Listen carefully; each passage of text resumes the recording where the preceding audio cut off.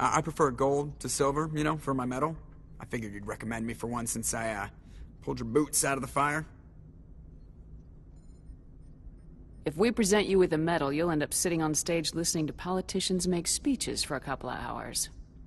That's a good point. They'd probably make me shave, too. I spent the last 7 weeks working on this baby. No medal's worth that. So, Commander, why don't you tell me why you're really here? How's the Normandy performing? Is she everything they said she'd be? She's the best ship in the fleet. If you've got a pilot who knows how to handle her. Balance isn't what you'd expect. Takes a while to get used to that oversized drive core we got stuffed in the back, and her power can sneak up on you if you're not careful. The Normandy's probably too much ship for your average Alliance pilot, Commander. Lucky for you, I'm anything but average. I like to know my crew. Mind if I ask you a few questions? I can see where this is going. You did a background check on me, didn't you? Well, I'll tell you the same thing I told the captain. You want me as your pilot. I'm not good. I'm not even great. I am the best damn helmsman in the Alliance fleet. Top of my class in flight school, I earned that. All those commendations in my file, I earned every single one. Those weren't given to me as charity for my disease. What are you talking about? Are you sick? You mean you didn't know? Oh, crap. Okay, I've got Vrolik syndrome, brittle bone disease. The bones in my legs never develop properly. They're basically hollow, too much force and they'll shatter. Even with crutches and my leg braces, it's hard to get around. One wrong step and crack! It's very dramatic, but I've learned to manage my condition, Commander. Put the Normandy in my hands and I'll make her dance for you. Just don't ask me to get up and dance unless, you know, you like the sound of snapping shin bones. Why does everyone call you Joker? It's a lot shorter than saying Alliance Flight Lieutenant Jeff Moreau. Plus, I love to make little children laugh. I was just thinking how much you remind me of Santa Claus. Look, I didn't pick the name. One of the instructors in flight school used to bug me about never smiling. She started calling me Joker, and it stuck. Why didn't you ever smile? Hey, I worked my ass off in flight school, Commander. The world's not gonna hand you anything if you go around grinning like an idiot. By the end of the year, I was the best pilot in the academy, even better than the instructors, and everybody knew it. They'd all got their asses kicked by the sickly kid with the creaky little legs. One guess who was smiling at graduation? I need to know more about this Vrolik syndrome if I'm putting my ship in your hands. Yeah, of course you do. It's an extremely rare condition. Nobody knows exactly what causes it. Genetic, maybe. It's treatable, but there's no cure. They classify my case as moderate to severe. I was born with over a dozen fractures, hip, thighs, ankles. My bones were already breaking in the womb. 100 years ago, I wouldn't have survived past my first year. Lucky for me, modern medical science has turned me into a productive member of society. You're not gonna break a bone trying to fly the ship, are you? I don't fly with my feet, Commander, so I'm fine as long as I'm in this chair. I gotta be real careful when I get up to take a piss, though.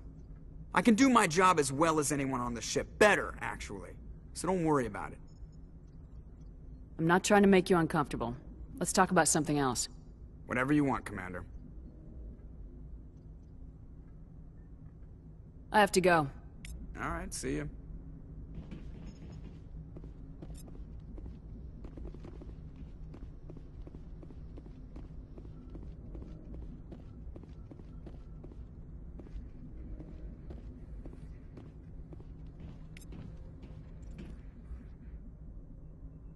If anyone has to take over for Captain Anderson, I'm glad it's you. I'm not sure about having non-humans on our ship, though. We're all on the same team here, Presley. With all due respect, ma'am, that's what they said about Nihilus. Look how that turned out. I'm in charge here, Presley. I decide if we have non-humans on this vessel. Yes, ma'am. Understood, ma'am. Speak freely, Presley. I want to know if you have a problem with non-humans. It's not that, Commander. Humanity has always handled its own problems. Saren attacked one of our colonies. We should be the ones to stop him. We don't need their help. Some people think asking for help is a sign of weakness. That's just being stupid and stubborn. No matter how strong you are, allies can make you stronger. I guess so. Maybe I'm just stuck in the old ways of thinking. But don't worry, Commander. This won't be a problem. Carry on, Presley. Yes, ma'am.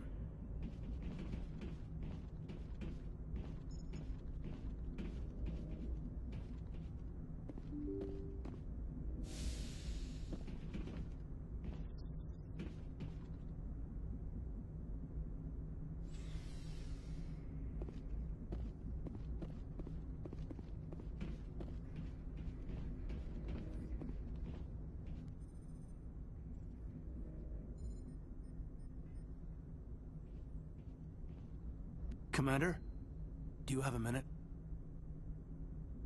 I always make time for my officers. Off the record, I think there's something wrong here. This Saren is looking for records on some kind of galactic extinction, but we can't get backup from the Council? Sorry, Commander. There's writing on the wall here, but someone isn't reading it. The Council doesn't want to believe anything's wrong. I'd call it human nature, but... I hear you. It just seems like a group that's been around as long as the Council should see this coming. I mean, it's funny, we finally get out here, and the final frontier was already settled. And the residents don't even seem impressed by the view. Or the dangers. Well, well. You're a romantic. Did you sign on for the dream, Malenko? Secure a man's future in space? Yeah, I read a lot of those books when I was a kid, where the hero goes to space to prove himself worthy of a woman he loves, or, you know, for justice. Or maybe I was a romantic in the beginning, but I thought about it after brain camp. Biotic acclimation and temperance training. I'm not looking for the dream. I just want to do some good. See what's out here.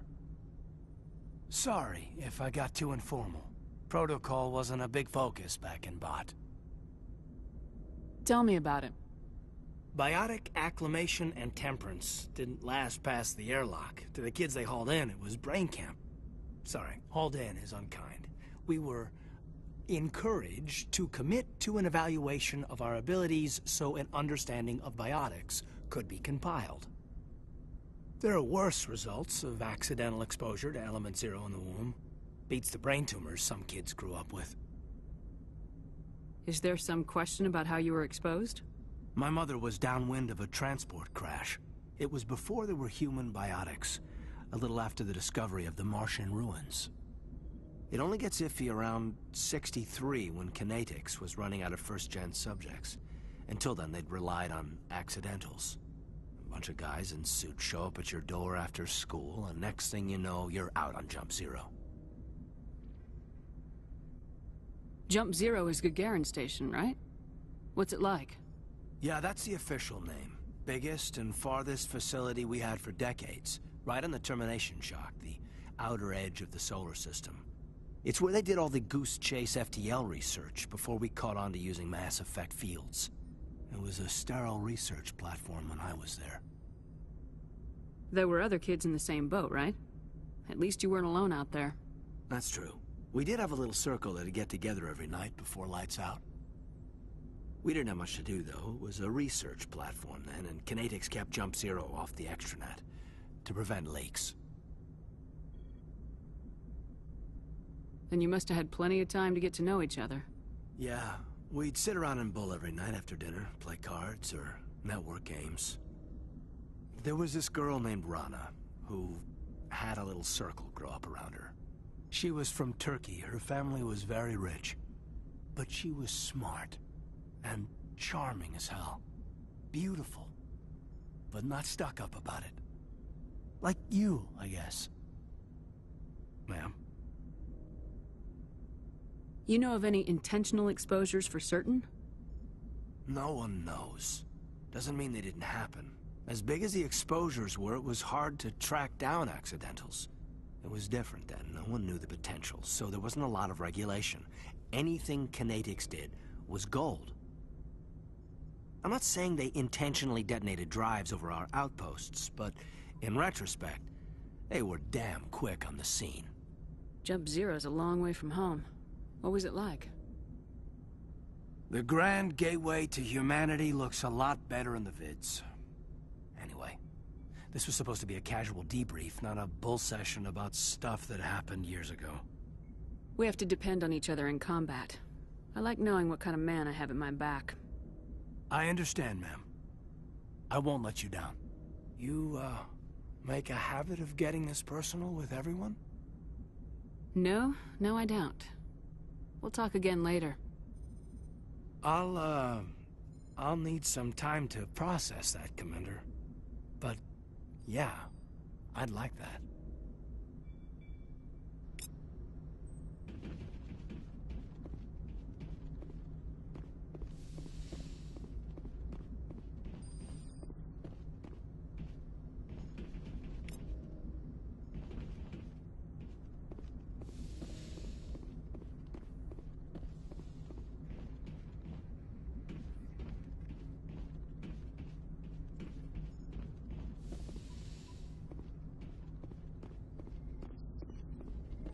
Yes, Commander?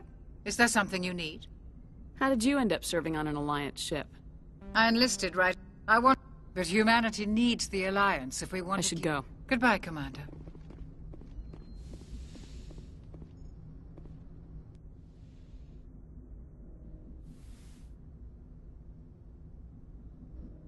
Commander, are you coming to check up on me? You look much better. How are you feeling?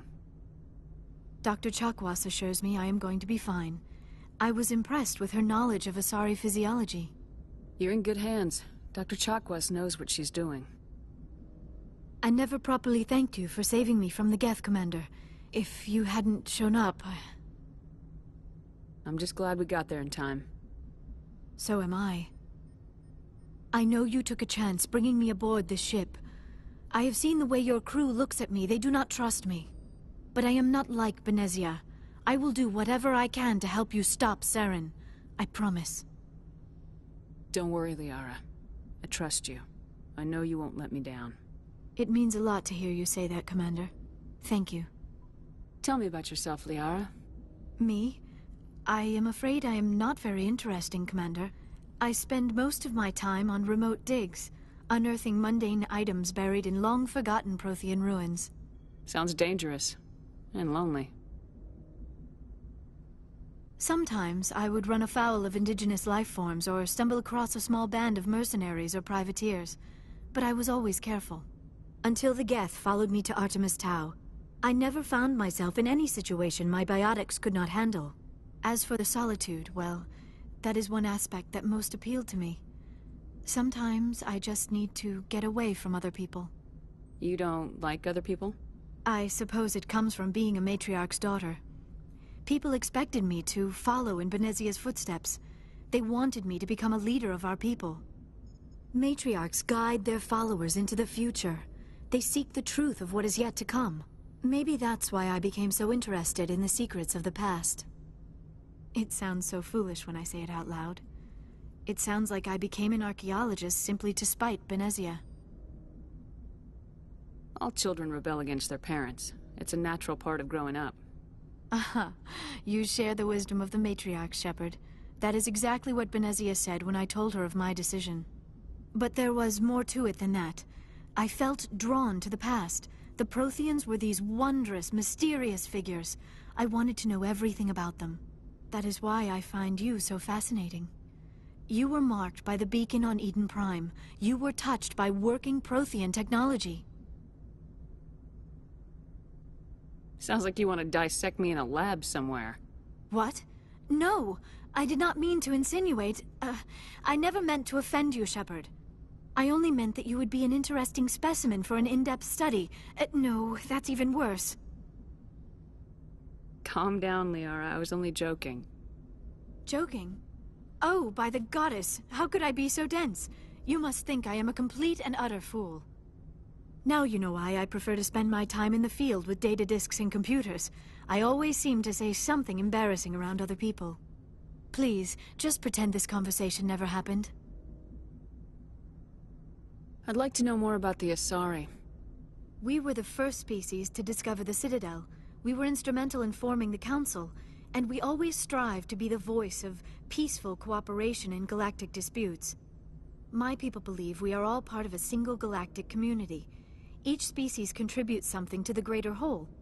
Although we seek to understand other species, it seems few of them seek to understand us. The galaxy is filled with rumors and misinformation about my people. Like what? Most of the inaccuracies are centered around our mating rituals. My species is monogendered. Male and female have no real meaning for us. We still require a partner to reproduce. This second parent, however, may be of any species and any gender. I don't understand. Your species can mate with anyone? Mating is not quite the proper term, not as you understand it. Physical contact may or may not be involved, but it is not an essential element of the union. The true connection is mental. Our physiology allows us to meld with other beings. We can touch the very depths of their minds. We explore the genetic memory of their species. We share the most basic elements of their individual and racial identities. We then pass these traits on to our daughters. It is how we learn to grow as a species and how we develop a greater understanding of other races. What happens to your partner after the union? Every relationship is different. Some unions are a single encounter with both parents parting ways afterwards. Others can be more long-term. Sometimes an Asari and her partner will stay together for many decades. You Asari live for 1,000 years. What happens when your partner dies? Few sapient species live as long as my kind. We have learned to take a philosophical approach to our unions. We do not focus on the inevitable loss of our partners. Instead, we enjoy the time we spend with them. And even after they're gone, a part of them lives on in us. The union is a connection that transcends both time and space. Do you know who Matriarch Benezia chose as her partner? She rarely spoke of her partner. Though I know my father, if you want to use that term, was another Asari. I thought you always needed another species to serve as one of the parents. Think about it, Shepard. If we were not able to mate with our own species, we would have died out long before we ever mastered spaceflight and left our homeworld. Union with our own kind is no longer common, not for the purposes of reproduction. Most Asari believe it weakens our species. Asari daughters inherit racial traits from the father species. If both parents are Asari, then nothing has been gained, or so conventional wisdom would hold. I am what is sometimes called a pureblood, though no Asari would ever be cruel enough to say the word to my face. It is a great insult among my people. It is possible Benezia's partner was embarrassed by their union. She may have been too ashamed to publicly acknowledge me as her offspring. Maybe she wanted to meet you but couldn't. Something could have happened to her. Maybe she passed away. You might be right. I hope you are. But I have no way to know for sure. Benezia never spoke of her partner. Whatever happened, it caused her too much pain to dwell on it. She raised me by herself, though that is not uncommon. Many Asari raise their children alone, particularly if the father species is short-lived. Often the partner will pass on long before the child reaches maturity. I should go. Goodbye, Shepard.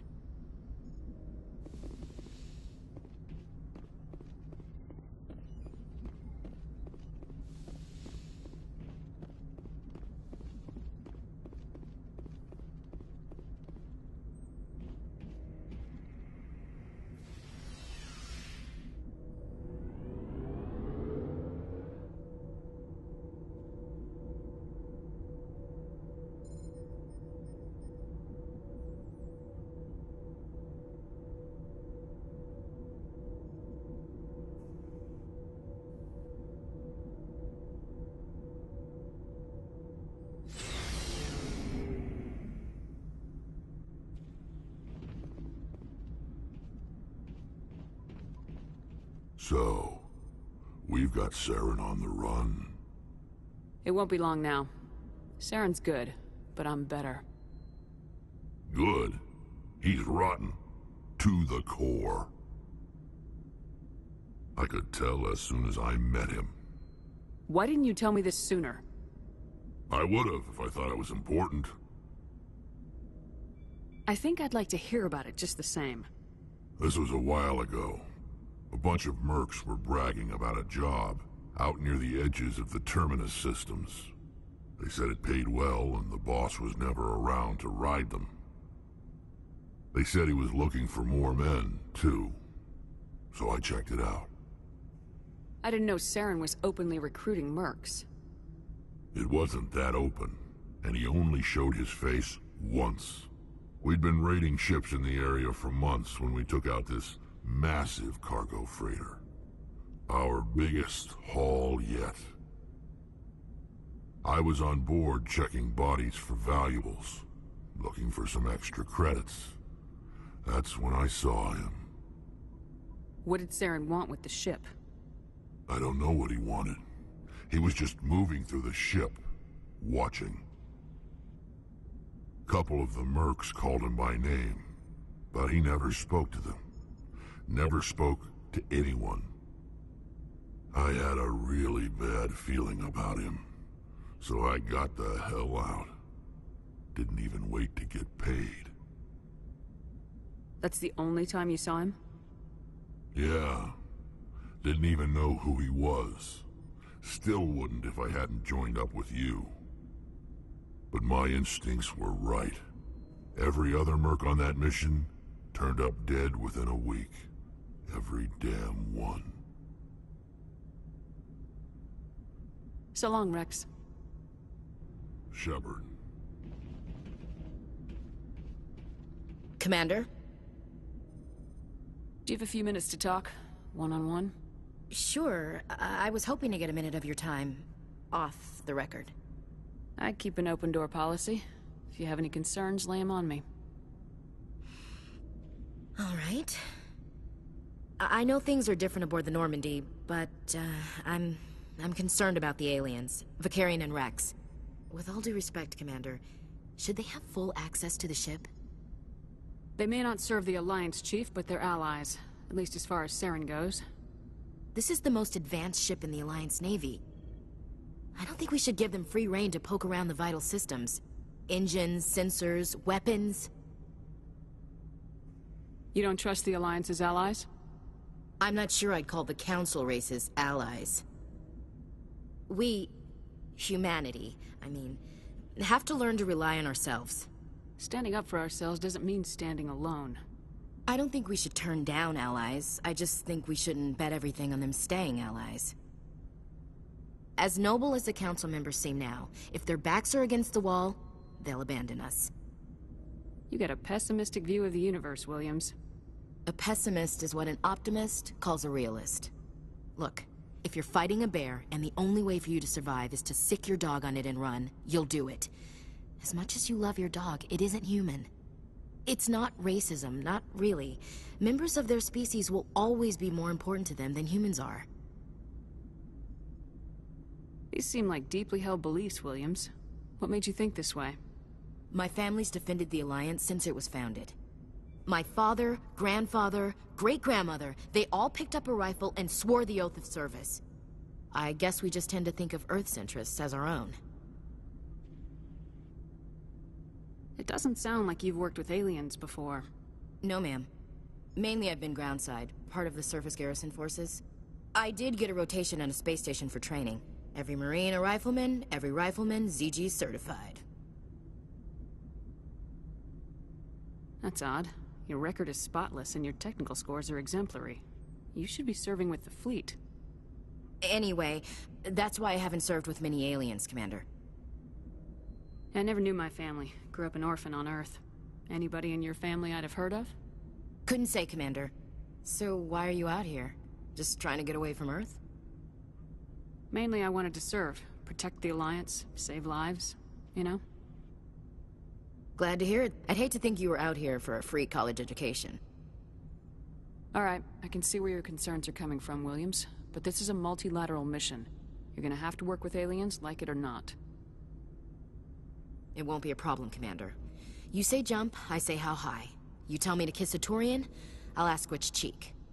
I don't think kissing Turians will be necessary. You never know, Commander. What's your opinion of the last mission? Not sure I buy Dr. Tassoni's story about her and her mom not talking. They're family, right? I think she's being straight with us. Or at least I don't think she lies very often. Yeah, she's probably really bad at it. Hey, want me to ask her about her sex life? Might be illuminating. I don't think she's used to teasing, good-natured or otherwise. No fun, Commander. Too bad those ruins got destroyed. I mean, they lasted thousands of years. That's impressive. Dismissed, Chief.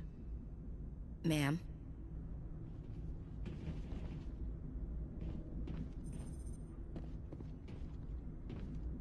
Commander, how are you? Why did you want to be a CSEC officer in the first place? That's a good question. There were several reasons, I guess. Like what? Probably the same as most officers. I wanted to fight injustice, wanted to help people. I guess my father had something to do with it too. He was CSEC, one of the best. I grew up hearing about his accomplishments or seeing his picture on the vids after a big arrest. He's taking my resignation pretty hard. That's tough. But you'd think he'd be impressed you're going after Saren. My father's a seasick man to the bone. Do things right, or don't do them at all, he says. He thinks I'm being too rash, too impatient. He's worried I'll become just like Saren. He actually talked me out of becoming a Spectre when I was younger, for the same reasons. You were asked to be a Spectre? Well, I was targeted as a possible Spectre candidate. Me and about 1,000 other Turian military recruits. I could have received special training, but my father didn't like it. He despises the Spectres. He hates the idea of someone having unlimited power with no accountability. He wouldn't like you, Commander. No offense. I suppose I can understand his concern. You can. But Saren's not going to play by our rules, C-Sec's rules. If you want to nail Saren, you need to send someone who isn't restricted by policies and procedures. Just because you can break the rules doesn't mean you should. I don't need to stoop to Saren's level to stop him. And neither do you, Garrus. I see what you mean, but I'll think about it. Thanks, Commander.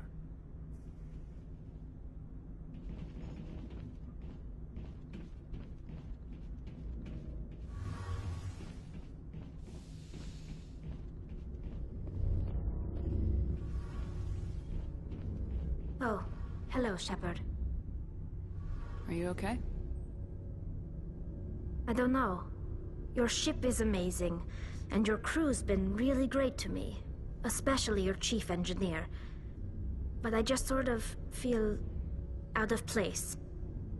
The Normandy runs so smooth it feels like we're not even moving. And the engines are so quiet. How do you sleep at night? The silence wakes you up? Back on the flotilla, the last thing you want to hear is silence. It means an engine's died or an air filter shut down. I guess you don't have to worry about that here. But old habits die hard. But it's more than just the silence. This ship feels so empty. It's like half the crew is missing. Back home, I couldn't wait to go on my pilgrimage. I couldn't wait to get away from the crowds. Now that I'm out here, I kind of miss them. Sometimes we don't appreciate what we have till it's gone. That's true. I'm starting to wonder if that's what the pilgrimage is really about. It's given me a whole new perspective on my people and our culture. You know, there's always a few who go on their pilgrimages and never return. I always assumed something bad happened to them. But maybe they just wanted a different life. You do plan to return to the migrant fleet, right? I could never abandon my people, Shepard. I will go back eventually. But we have to stop Saren first. Otherwise, I might not have a home to go back to. I should go. See you later.